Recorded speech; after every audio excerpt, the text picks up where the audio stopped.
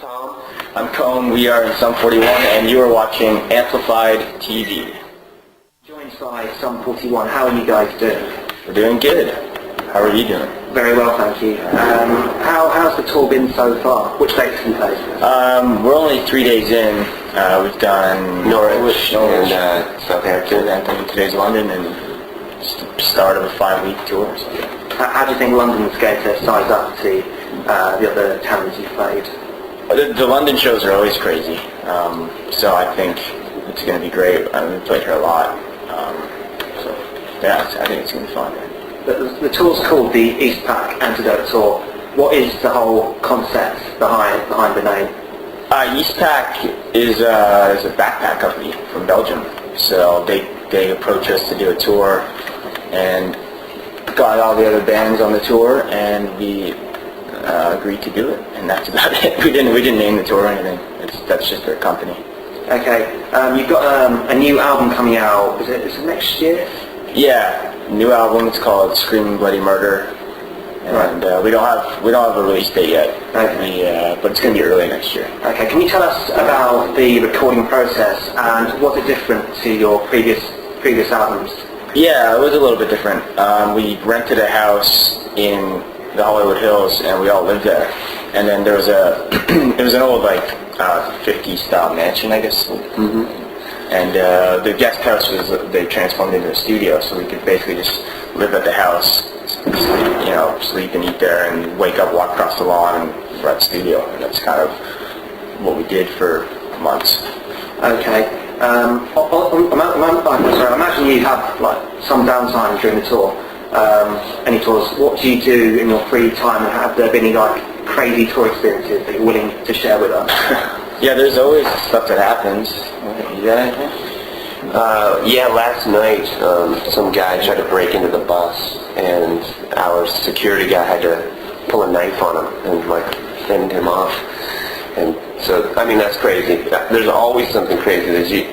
Every tour, there's something really crazy that happens. Like on Warped Tour with a drunk bus driver. Pretty awesome having a drunk driver. Yeah. So, always something. How do you go about writing your songs? Is there one specific way, or all bands have their own way of writing songs? What is yours? Yeah, we've always kind of been the same since the beginning. It's always Derek comes up with the initial idea for songs, like the melody and lyrics, and then the guitar parts, and then he kind of just demos them a little bit, brings them to the band, and then we all kind of work them out together. But it's always kind of been like that since the beginning. The only difference on this new album is Tom actually wrote some music for a song, and then Derek, I guess, wrote some lyrics and some melodies too. Yeah, I think this time Derek was welcoming other ideas, and we had songs that we'd written, and Derek kind of just made them his own kind of thing. Okay.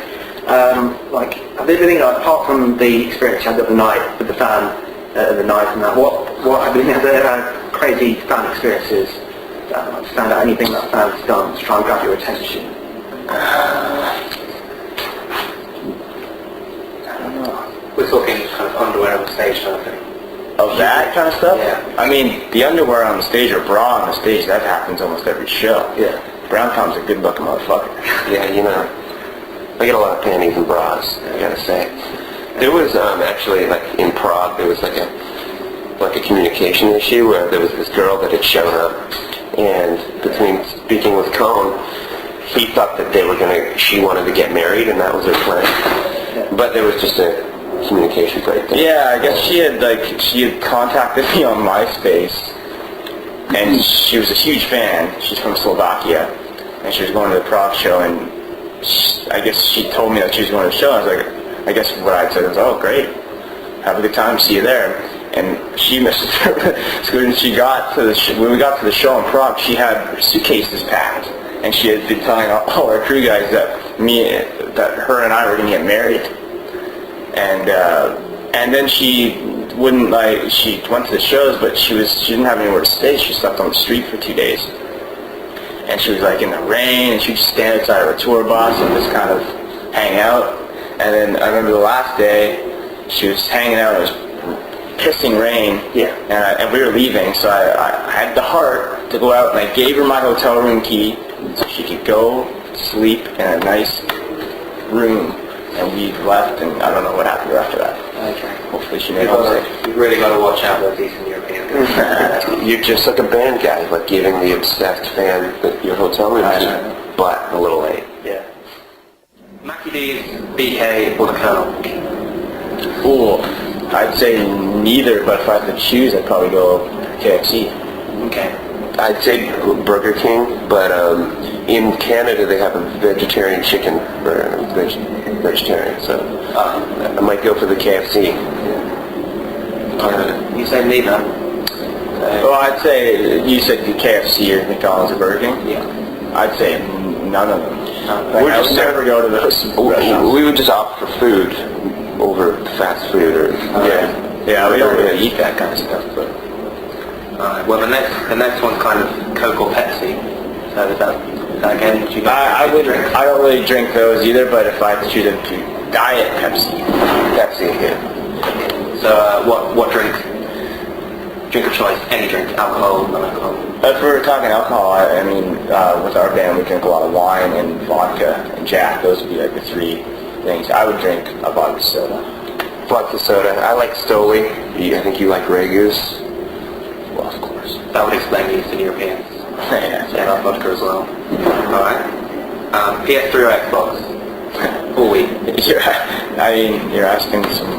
These are important questions to get to me. But I don't play video games with Tom. I do.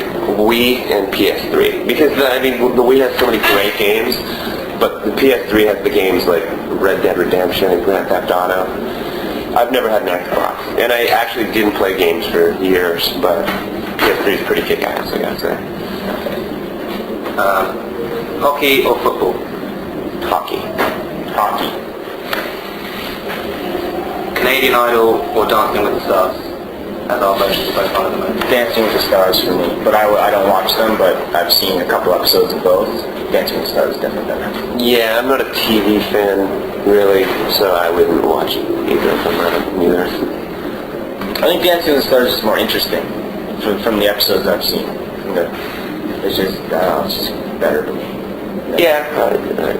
Yeah, I think also for us, like, there's times where like Canadian Idol or American Idol or whatever was started over here, I don't know what it's called, but there's X Factor. Yeah. There's times where like watching it, I just am like cringing, and like it's hard for me to listen to them tearing the person apart, just because we're musicians, and you can have an off night.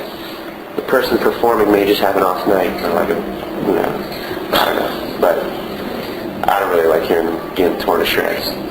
I don't really like hearing them sing. I don't like hearing them sing either, because most of the music on there is kind of garbage too.